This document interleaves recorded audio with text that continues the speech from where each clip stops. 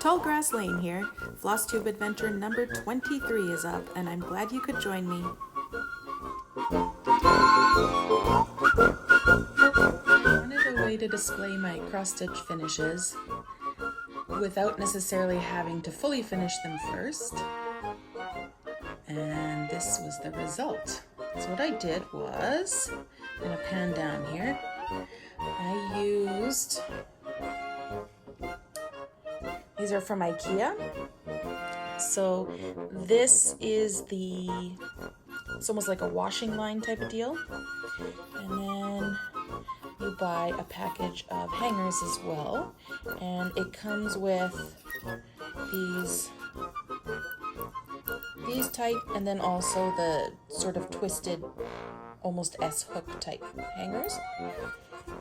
And going back up again, there you can see, I could have made the hanging part straighter by shortening the wire when I put it in, but I didn't.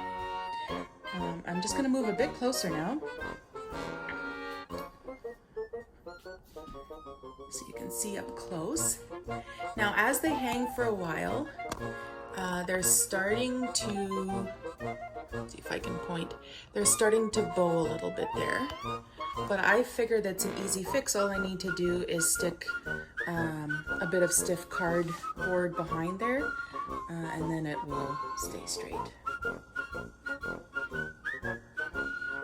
But it's a fun way to display more of my cross stitches.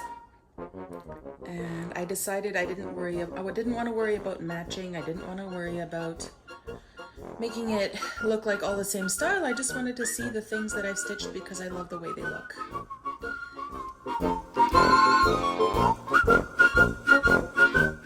Here's a finish. I'll put all the relevant pattern and floss and fabric information that I can find in a sidebar, but I figured the sentiment was one that was especially applicable right now with the current political climate going on, and it can be overwhelming sometimes, and this was just a good reminder to do what I can do and not stress about the things I can't do. I did remember to sign it here at the bottom with my initials and the year, and I used a floss from Color and Cotton, I believe, that has just a little bit of variegation to it. And I also, when I was using the floss, I did the loop start method, so the variegation would be even more subtle in my stitching, and I really like how it turned out. It gave it just enough variation so that it's not a completely flat look, but nothing too obvious, nothing that really jumps out at you right away, which is exactly what I wanted. I'm not 100% sure how I'm going to finish it, but I think what I'm going to do is mount this on some mat board, and then maybe put another mat board behind it. Just something really simple and quick that I can easily hang up.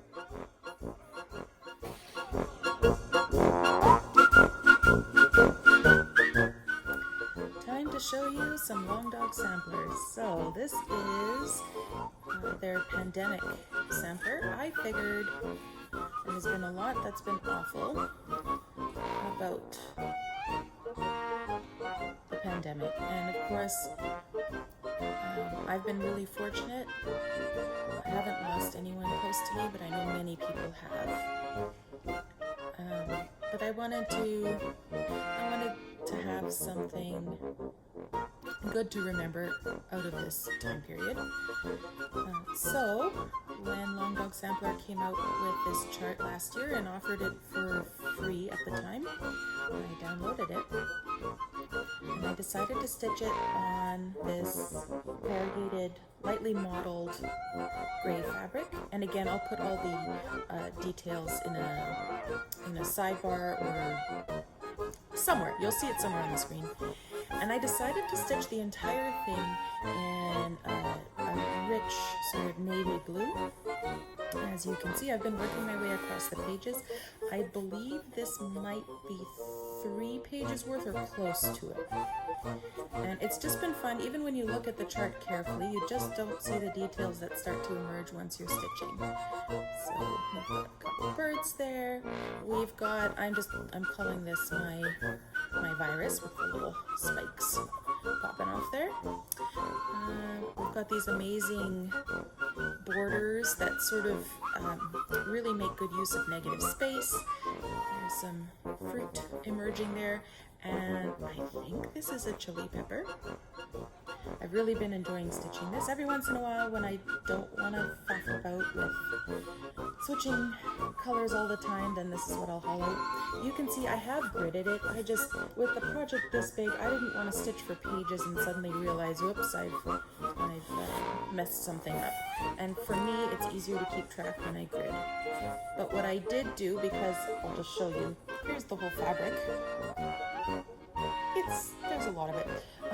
So I haven't gridded all of it. Like you can see here that the vertical lines are missing, and lower down so are a bunch of the, horizontal lines. But what I do is, my plan is once I've stitched my way across the top, then I can take out these bits of horizontal lines and then add them lower down. This has been a ton of fun to stitch, and I'm looking forward to seeing it grow. And once it's done, because I'm doing it all in one color, I really like fairly plain or calm decor, and I think this will fit in really well. It'll be interesting to look at without being overwhelming for me.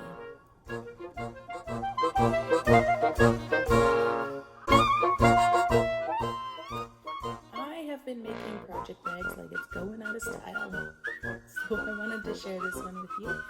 I've been using scraps of fabric I had around, things like that, and I will link the tutorial I used below, but it's a very simple design. It's one panel on the back, and then there's a strip of fabric here, and a larger panel here, and there's the zipper, and you can see I did top stitch across where the zipper is, so there's a bit of texture there. This is a moto fabric, I believe, quilting fabric. And then, because I didn't do the vinyl fronts, I wanted a way to easily see what project is inside the bag.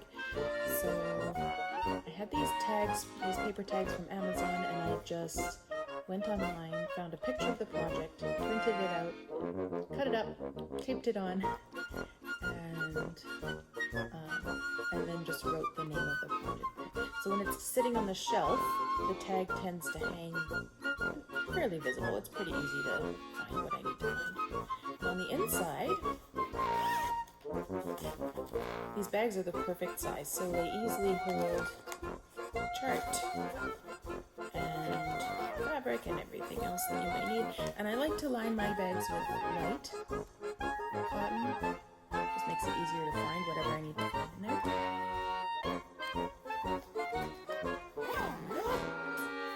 They don't take too long to make. They're kind of fun to whip up. And I've made, I think I'm getting close to 20. Maybe I've even beat the 20 mark by now.